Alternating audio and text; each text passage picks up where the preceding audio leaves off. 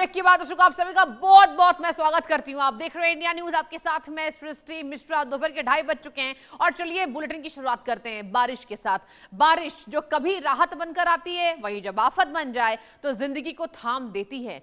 देश के कई राज्यों में इस वक्त आसमान से बरस रहा पानी तबाही की ऐसी कहानी लिख रहा है जिसने लाखों लोगों की जिंदगी को संकट में डाल दिया। सबसे भयावह तस्वीर असम से सामने आ रही है, जहां बाढ़ ने पिछले 52 वर्षों के रिकॉर्ड को चुनौती दे दी है। हालात इतने गंभीर हैं कि अब तक 68 लोगों की जान जा चुकी है और 6 लाख से ज्यादा लोग अपने घर छोड़ने को मजबूर हो गए हैं। चराईदेव जिला जहां सबसे ज्यादा इफेक्टेड है, वहां करीब 1,90,000 लोग अभी बाढ़ के पानी से घिरे हुए हैं। हालांकि जलस्तर में कुछ कमी आई है, लेकिन खतरा नहीं टला है। बारिश से बर्बादी की ये तस्वीरें आपको दिखा रहे हैं। आप देखिए तस्वीरें। बारिश से देश के कई राज्यों का हाल बेहाल है। जम्मू कश्मीर में मूसलाधार बारिश के चलते भूस्खलन से तबाही मची हुई है। कई सड़कें बंद हैं, जनजीवन अस्त व्यस्त हो गया है। गुजरात में तो लगातार बारिश ने जल प्रलय जैसे हालात पैदा कर दिए हैं। निचले इलाकों में पानी भर गया है और लोगों को सुरक्षित स्थानों पर पहुंचाया जा रहा है।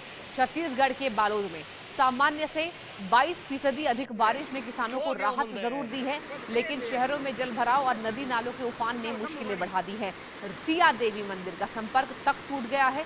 वहीं तेलंगाना में भी बाढ़ का खतरा मंडरा रहा है।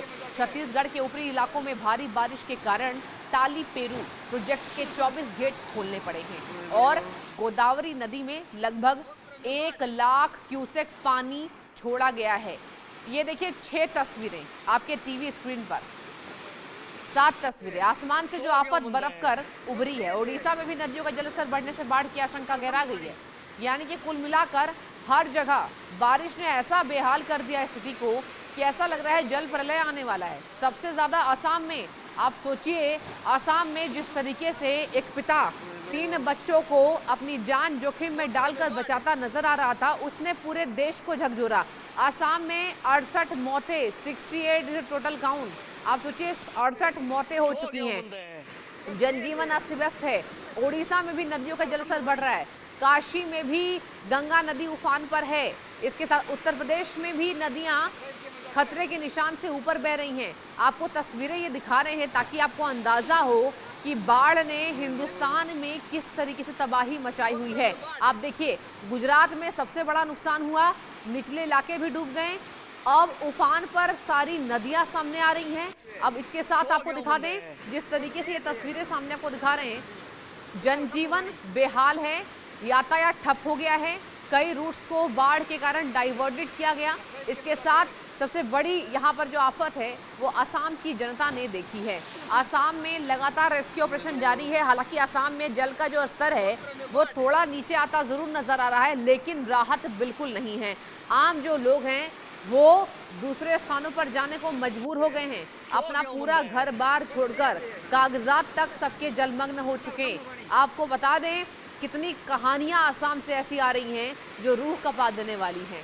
आंखों में आंसू लिए यहाँ जिस तरीके से असम में बाढ़ का खतरा बढ़ गया है, अब आम जनजीवन जो है वो व्यस्त अस्त नजर आ रही है।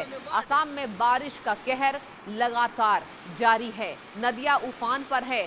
बांध को खोले जाने से भी ये जो संकट है ये बरपता नजर आ रहा है। और असम में बाढ़ का कहर जारी है। मौत का आंकड़ा बढ़कर 68 पहुंचा है। 5.2 लाख से ज्यादा लोग अब भी प्रभावित हैं। राहत और पुनर्वास कार्यों में जुटी सरकार, यानी कि असम सरकार ने यहां जिस तरीके से रेस्क्यू ऑपरेशन चलवाया है, पूर्वोत्तर भारत का प्रवेश द्वार कहे जाने वाले असम में बाढ़ ने ऐसी तबाही दर्शकों को मचा दी जिसकी गूंज पूरे देश भर में सुनाई दे रही है। नदियों के उफान और लगातार हुई बारिश ने लाखों लोगों की जिंदगी को संकट में डाल दिया है। राज्य में बाढ़ से मरने वालों की संख्या 68 हो गई है, 68। और चराईदेव जिले में 2 और लोगों की मौत हो चुकी है। गंभीरता बढ़ती जा रही है। हालांकि कुछ इलाकों में बाढ़ का पानी धीरे धीरे उतरने लगा है और स्थिति में सुधार के संकेत मिल रहे हैं, लेकिन संकट नहीं टला है। Disaster reporting and information management system यानी कि DRIMS की ताजा रिपोर्ट आपको बता दूं, मुताबिक राज्य के 5 जिलों में अब भी 5,24,000 से ज्यादा लोग बाढ़ से प्रभावित हैं। सबसे ज्यादा कहां हुआ? चराईदेव में, जहां करीब 1,90,000 लोग अब भी बाढ़ के पानी से घिरे हुए हैं।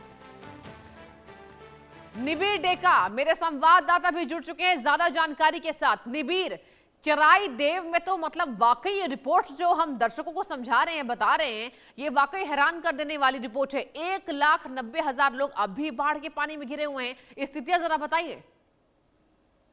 जी बिल्कुल। बाढ़ का जो असम में जो बाढ़ हुआ है उसके वजह से 75 से भी ज्यादा लोग अब तक उनका मौत हो चुका है। और सबसे बड़ी बात यह है कि बहुत सारे घर जो है तहस नहस हो चुके हैं। लोग अभी भी शिविर पे रह रहे हैं। रिलीफ हाँ। सप्लाई जो सरकार दे रही है और एनजीओ दे रही है उनकी सप्लाई में वो रह रहे हैं।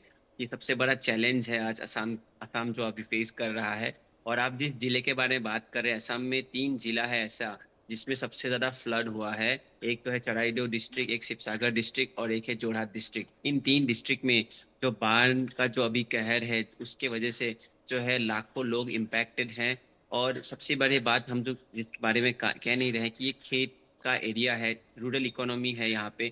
तो बहुत सारे पशु पक्षी सब खत्म हो चुका है, खेत पूरा खत्म हो चुका है। गाड़ी गाड़ी जितने भी गाड़ी थे सबके अंदर पानी आ गया, गाड़ी खत्म हो चुका है। तो बहुत बड़ा एक फाइनेंशियल लॉस है लोगों के लिए। हम्म। एक गांव आपको मैं एक उदाहरण दूंगा। नेपाली खूंटी करके एक गांव है वहां पे, जहाँ पे डेयरी प्रोडक्शन होता था 130 लीटर दूध हर दिन। और वो गांव पूरा खत्म है आज की तारीख में। तो अच्छा। ऐसा परिस्थिति है असम में। और इसके कारण आप देख रहे हैं जितने भी रिलीफ ऑपरेशन सरकार ले रही है, एनजीओ अपने लेवल पे ले रही है, इंडिविजुअल्स अपने लेवल पे ले रही है, लेकिन इस पूरे लॉस को भरपाई करने के लिए काफी साल लग जाएगा। और यही रियलिटी जो अभी ग्राउंड रियलिटी है असम की हम दिखा रहे हैं। नहीं नहीं निबिर, देखिए वाकई लॉस का भरपाई जो है वो सालों से भी ज्यादा लग सकता है। आप सोचिए जो अपर मिडिल क्लास के लोग हैं वो तो चलिए ठीक से अपना गुजारा कर पाएंगे, लेकिन जो गरीब तबके के लोग हैं, आप सोचिए जिनके पास बची कुची राशि रहती है, जो दिन भर दिहाड़ी करके मजदूरी करके अपने परिवार का पालन पोषण करते हैं, ज्यादा संख्या उन्हीं लोगों की है। आप सोचिए किस तरीके से ये कहर बनकर उभरा है। ये बताइए, अगर रेस्क्यू ऑपरेशन की मैं बात करूं निबिर, अभी कितने जोरों शोरों से चलाया जा रहा है? असम की सरकार कितनी मुस्तैद है?